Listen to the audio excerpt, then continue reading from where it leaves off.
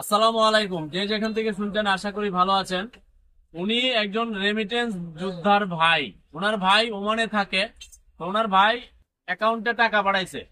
টাকা পাঠানোর পর উনি তো সহজ সরল মানুষ, গ্রামের মেহনতি সহজ সরল কৃষক। এদের কিন্তু দাম নাই। আমলা চুরদের দাম আছে, কিন্তু কামলার এই বাংলাদেশে দাম নাই।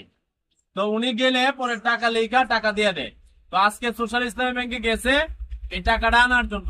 পরবর্তীতে কয় টাকা তো নাই। ওনার মুখ থেকে আমরা ঘটনাটা শুনি। তারপরে আপনারা দেখেন যে রেমিটেন্সের টাকা, যে প্রবাসী রেমিটেন্সে বাংলাদেশ চলে, এই রেমিটেন্সের টাকা যদি ব্যাংকে না দেয়, তাহলে এই ব্যাংকগুলোরে কি করা উচিত আর অন্তর্বর্তীকালীন সরকার কি ব্যবস্থা নেওয়া উচিত? আমি টাকা লাগিয়ে গেছি, কইছে পয়সা খাইছি, হ্যাঁ, কইছে 53,600 টাকা আছে। আমি কইছে টাকা নি আপনার ভাই কোন দেশে থাকে? উমান নাম কি? সুরাত মেয়া সৌরভ মিয়া। আপনার নাম কি? জিল্লুর রহমান। আচ্ছা, জিন্নুর রহমান। ওনার ভাই বলেন পরে ব্যাংকে কি ঘটনা? ওরা কইছে টাকা আমার নাই গা, টাকা 7 তারিখের পরে নেওয়া লাগবে। আমি বলছি যে 7 তারিখ আগামী মাসে। হ্যাঁ, আজকে হলো 24 তারিখ। হ্যাঁ, আজকে 25 তারিখ ও 7 তারিখ টিয়া দিব। টিয়াটা আবার রেমিটেন্সের টিয়া, যে রেমিটেন্সে বাংলাদেশ চলে। আমাকে বহু প্রবাসী অভিযোগ দিছে বিভিন্ন ব্যাংকে টিয়া পাঠা, তার আত্মীয় স্বজন গেলে টাকা দেয় না। তাই আমি শুনছি, তা আজকে তো প্র্যাকটিক্যাল। হ্যাঁ, এরপরে পরে বলছে যে তুমি পরবর্তী টাকা নিও 7 তারিখের পরে। আমার টাকা নাই গা। হ্যাঁ, আমি বলছি যে আমার কিস্তি আছে, তো 600 মাস আছি। হ্যাঁ, করণ দেখবো কি সমস্যা হয়ে গেছে, টাকা নাই গা, টাকা পরে। আচ্ছা, এইবারে কি ঘটনাটা প্রথম করছে না আরো এরকম আপনার সাথে হয়েছে? আমার সাথে আরো নতুন আরেক কিস্তি টাকা নিছি, 43,000 টাকা, ওইবার 3,000 নিছি। 3-4 বারে 43,000 টাকা নিচ্ছি। নিছেন আরো 2,000 টাকা রয়েছে। আরো রয়েছে? হ্যাঁ, এই যে এনওয়ে আছে 2,000 টাকা আগের টাকা। আর ওমান থেকে আপনার ভাই এবার কত বাড়াইছেন টাকা? 51,200। 51,200 টাকা বাড়াইছেন। হ্যাঁ, আর আগের আছে 2,200 400 টাকা। এই মিলে 53,600 টাকা হয়েছে। আচ্ছা, এখন শুনলেন তো যে একজন প্রবাসীর ভাইয়ের বক্তব্য। তার ভাই ওমানে থাকে। এখন আমার প্রশ্ন হইল, এই দেশে আমরা দেখছি স্বাধীনতা পরবর্তী 53 বছরে যে রাজনৈতিক দলগুলো আসছে, এদের ইতিহাস পড়ছি, ভালো না, জনগণের জন্য কাজ করে না, নিজেদের উন্নয়ন করে।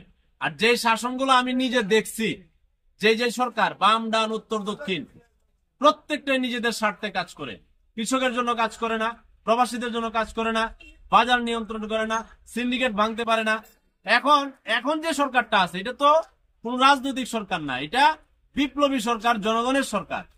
এখন প্রবাসী রেমিটেন্স ছাড়া বাংলাদেশে শেখ হাসিনা, খালেদা জিয়া, এখন মনে করেন ইউনুস, সামনের জালাল আলাল, কারো বাপের ক্ষমতা নাই বাংলাদেশ চালানো প্রবাসীর টাকা ছাড়া, রেমিটেন্স ছাড়া। সেই প্রবাসী রেমিটেন্স সোশ্যাল ইসলামী ব্যাংক কি করে আটকাইলো? এবং আজকে 24 তারিখ 53,000 টাকা দিতে পারে না, এখন বলতেছে আগামী মাসের 7 তারিখে আসেন। তাহলে এসালম পুংনামি করে বাংলাদেশের ইসলামী ব্যাংক সব 6টা ব্যাংকের তলা খালি করে ফেলছে, আরো বহু ব্যাংকের তলা খালি করে ফেলাইছে। এখন এই যে রাজনৈতিক সরকারগুলো জনগণের ভোটে আইসা গণতন্ত্রের দোহাই দেওয়ার, সংবিধানের দোহাই দিয়ে বৈশা বৈশা চুরি চামারি লুটপাট করে, যে সরকারেরই পতন হয় কিংবা পদত্যাগ করে, পরবর্তীতে এই এমপি মন্ত্রী সব চুরেরা জেলে যায়, আর এর আগে সাদা পাঞ্জাবি লাগাই ঘুরে। তাহলে এই বাংলাদেশ মুক্তি পাইব কবে? এখন এই দেশের জনগণ কয় কি, আমাদের পূর্বপুরুষ মনে অনেক পাপ করছে, পাপের ফসলই দেশে জন্মগ্রহণ করা। স্বাধীনতার 53 বছর হয়েছে, এরপরও চুরি থামে নাই। এখন অন্তর্বর্তীকালীন সরকার চলে, এবং এক হোমিওপ্যাথি সরকার হয়েছে, চুরি আরো বাড়ছে, চাঁদাবাজি আরো বাড়ছে। কিসের যৌথ অভিযান আপনারা চালান? 111 সরকার তো আমার নিজের দেখা শাসন, তখনও সেনাবাহিনীর শাসন দেখছি, 111 অন্তর্বর্তীকালীন সরকার দেখছি, কি দুর্দান্ত ছিল।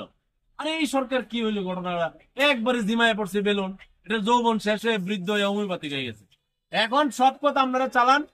এই প্রবাসীদের রেমিটেন্স যে ব্যাংকে আসতেছে, আজকের পর থেকে সোশ্যাল ইসলামী ব্যাংকের বলতে চাই, কিশোরগঞ্জের শাখা থেকে তারে 2-1 দিনের মধ্যে টাকা ফেরত দিবেন, নাহলে জনগণ কিন্তু তার সাথে আপনার ব্যাংকে যাইবে। আমি বলে রাখলাম, আমি তো আসবোই। আর বাংলাদেশের যত ব্যাংক আছে, কোন প্রবাসী সহ কোন লোকের টাকা আটকানোর আপনাদের কোনো অধিকার নাই। আপনাদের মালিক কোন পুংনামি করছে, কোন বেড়ি লয়ে নাচ্ছে, বেড়া লয়ে গেছে, এই খবর আপনারা লন। প্রবাসী রেমিটেন্স আটকানোর ক্ষমতা কি আপনার আছে? নাই। কিন্তু এইসব প্রবাসী রেমিটেন্স যে আটকায়, এটা আবার সাংবাদিকে খবর পায় না, এটা অন্তর্বর্তীকালীন সরকারের উপদেষ্টা খবর পায় না। মানে আমরা রুট লেভেলের লোক, আমরা তো কামলা চোর আমলাদের মতো লোক তো আমরা না। আমরা এই খবর প্রচার করতেছি আপনাদের জন্য টনক নড়ে। আল্লাহ হাফেজ।